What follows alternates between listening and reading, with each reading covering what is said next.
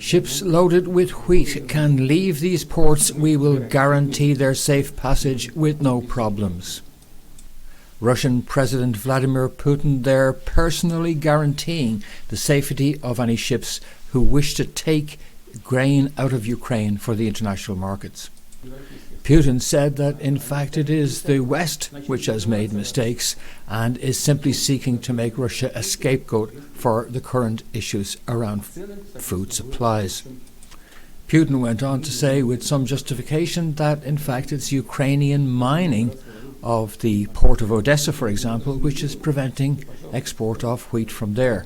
And reporter Patrick Lancaster in nearby Kherson finds the same problem. Ukrainian intransigence over exports is what's blocking exports from there also.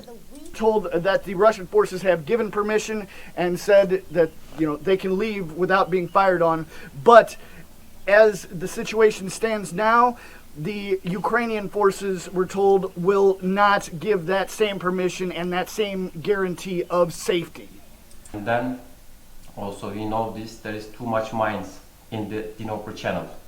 Too much channel. So channel is blocked by the mines. So overall, it was quite a performance from Putin, who MI6 had been assuring us was already dead, and that would be kept secret for weeks or perhaps months. Clearly some kind of juice was applied to get Putin back in action again, and that was pretty good. I'm sure the MI boys will be quite disappointed.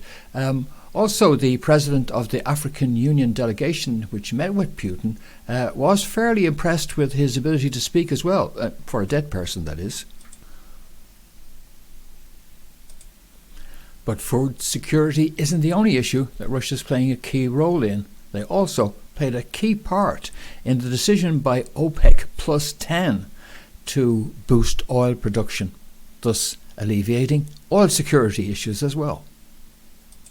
Needless to say, there was a time when it would have been a US president that an African delegation would have visited for assistance, and indeed a US president that people would have called out to for help with the oil situation. But as you see, the African Union delegation visited Moscow, and the Saudis and the Russians, who are the dominant controlling forces in the international oil market now, have agreed to boost production, along with their other mostly third world and southern nations and developing nation states involved in OPEC. So this is a signal yet again that power is shifting east and south and away from the Western cartel, which has really been in charge of commodity prices for decades. Meanwhile, in the United States, in news which is probably going to encourage a lot of Trump supporters, the CISA, which is the US Cybersecurity and Infrastructure Agency, has issued a report saying that the Dominion voting systems, which were used to defeat Donald Trump in the 2020 election, were full of holes, as full of holes as a Swiss cheese, but not to worry. There's no evidence that anybody used those holes to do anything nefarious, says the report. The Associated Press got the report some days ahead of its late Friday release, and by the way, releasing things late on a Friday is usually a sign that you want to bury them and prevent the public from noticing.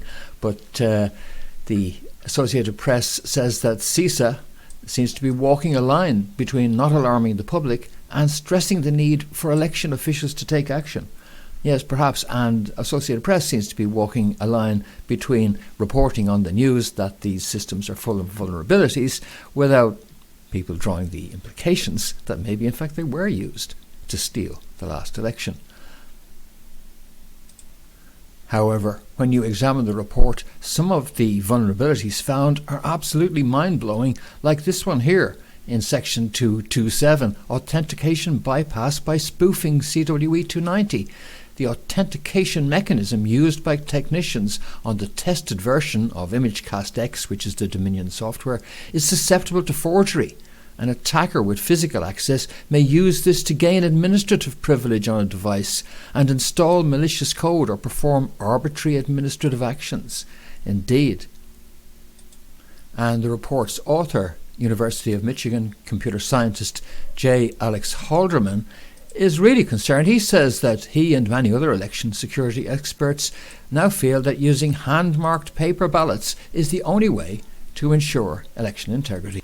Those calls for paper ballots go back a long way. Back in 2018, the National Academy of Sciences said that federal, state and local elections should be conducted on paper ballots by 2020. Didn't happen. Looks like we're still paying the price for that.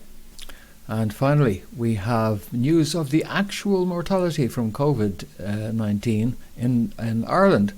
According to official statistics, released bombshell statistics, which has campaigners for truth over these facts celebrating, indicate that in 2021 there were 92 deaths only, purely from COVID, and half of these were in people over age 85.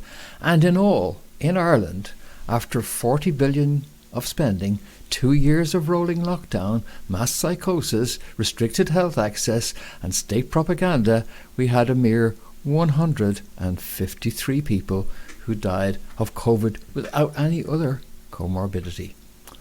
I'm glad we wrecked our economy for all that, aren't you? Let me just do the quick calculation there. So that's 40 billion. That's just 4 0 0 0 0 0 divided by the 153 people who died without comorbidities. 153 equals only 6.120000 per person. That's a pretty good deal. I think we got value for money there, don't you? Anyhow, that wraps another report and week, which indeed has been dominated again by this individual newly risen from the dead, Vladimir Putin. And I think the takeaway messages are two. One, there is sufficient confidence on the Russian side to take its foot off the Western throat slightly and allow oil prices to reduce, thus reducing the pressure on Western governments. An indication of the confidence with which Vladimir Putin views his current situation. Also, the signal visit of the African delegation to Sochi, where the resurrected Vladimir Putin was taking a little spring break just to refresh his corpse slightly.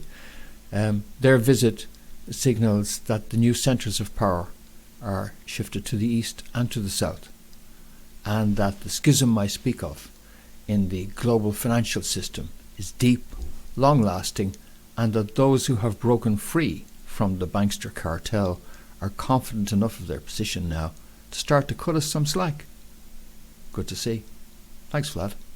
All right, that's it for this edition of The Beautiful Truth. I will be back with more sooner than you think, and I hope you can join me for that.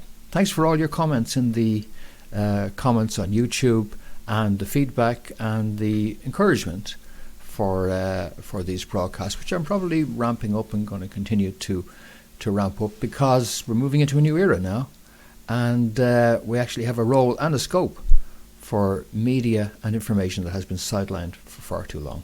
So I hope to play a part in bringing that to you, and I hope that you'll join me for that very soon. In the meantime, for breakfornews.com, this has been Fintan Dunn reporting. Thanks for joining me, and I will see you very soon. Bye for now.